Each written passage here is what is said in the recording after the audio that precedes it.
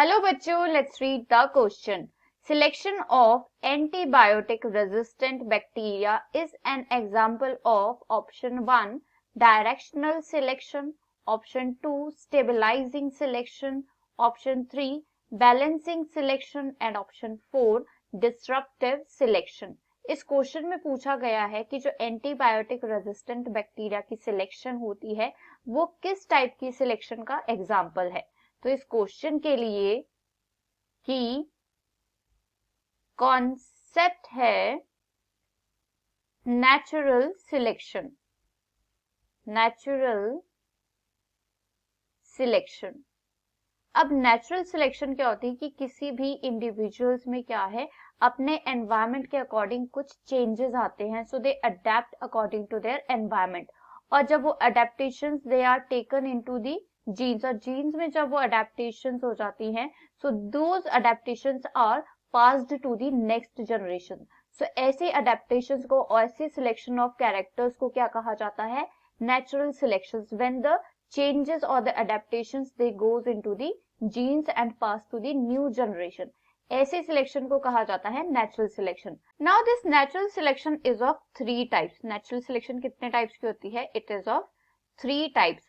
First is stabilising. First is stabilising selection.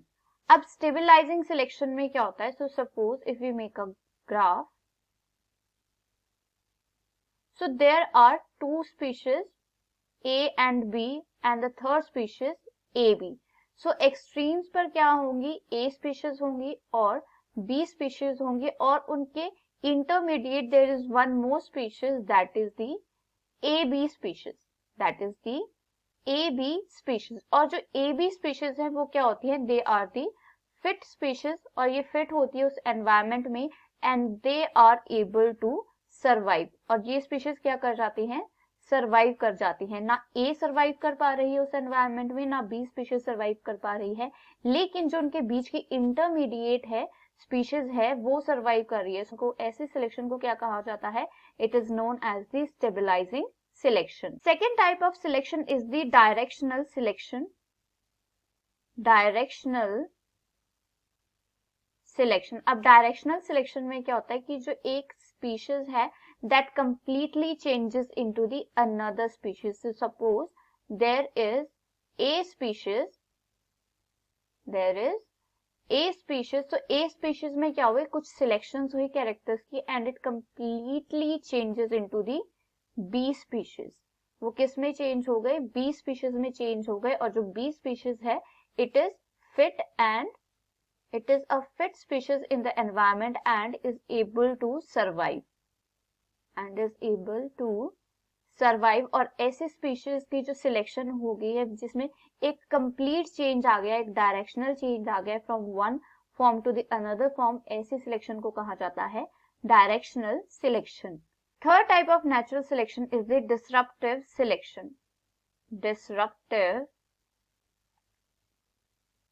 Natural selection. अब disruptive natural selection में क्या होता है कि सपोज किसी एनवायरमेंट में क्या है, 3 स्पीशीज है, that is A, AB and B. AB क्या है? एक इंटरमीडिएट स्पीशीज है. सो अब ये जो इंटरमीडिएट स्पीशीज है it is not able to survive, और वी कैन से कि जो A स्पीशीज है और जो B स्पीशीज है they are fit and they are able to survive.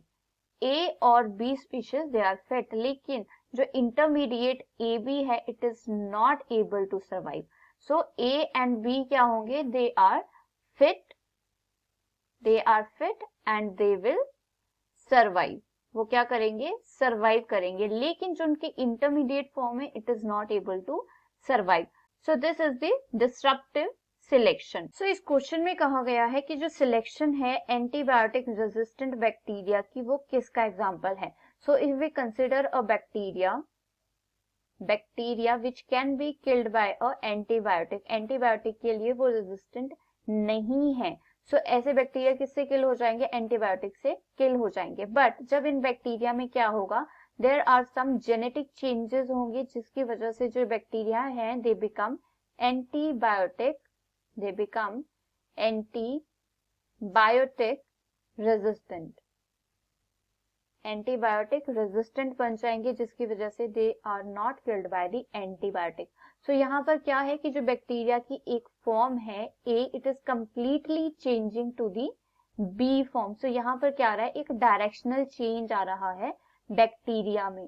So it is a type of a directional selection. Option 1 directional selection. So yes, जो antibiotic resistant bacteria की selection जो है वो क्या है, एक directional selection है, क्योंकि यहाँ पे जो बैक्टीरिया है उसकी completely form किस में change हो रही है, एंटीबायोटिक रेजिस्टेंट में चेंज हो रही है, और we can say non resistant किस में चेंज हो रहा है, रेजिस्टेंट फॉर्म में चेंज हो रहा है। So this option is correct. Option 2 stabilising selection. So this is not a stabilising selection, यहाँ पर कोई भी इंटरमीडिएट फॉर्म नहीं आ रही है बैक्टीरिया की जिसकी वजह से यहाँ पे स्टेबलाइजेशन आ जाए। सो this option is incorrect. Option 3 balancing selection. So balancing selection क्या होती है, which causes the genetic diversity. Balancing selection की वजह से क्या होती है, जेनेटिक डाइवर्सिटी होती है।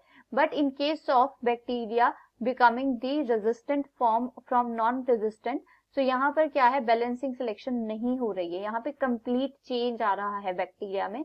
So this option is incorrect. Option 4 disruptive selection. तो डिसरप्टिव सिलेक्शन में क्या होता है कि जो इंटरमीडिएट फॉर्म होती है, इंटरमीडिएट कैरेक्टर होता है, it is not the fit character, we can say जो इंटरमीडिएट फॉर्म होती है it is not able to survive, but जो एक्सट्रीम फॉर्म्स होती हैं ए और बी वो सर्वाइव करती है।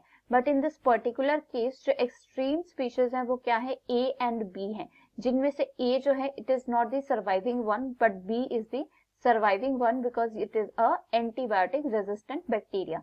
So this option is incorrect. So for this question, the most appropriate answer is option 1 directional selection. I hope you understood it well. Best of luck. Thank you.